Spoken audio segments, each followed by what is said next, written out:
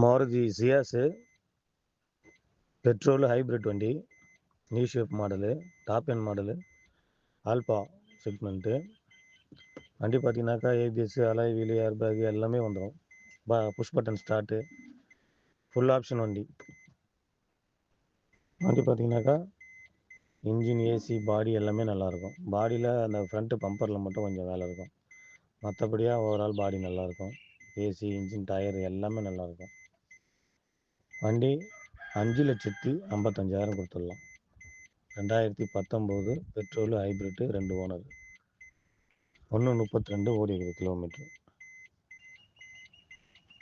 வேணுன்றவங்க கால் பண்ணுங்கள். வண்டி பார்க்க வேண்டிய இடம் செங்கல்பட்டு.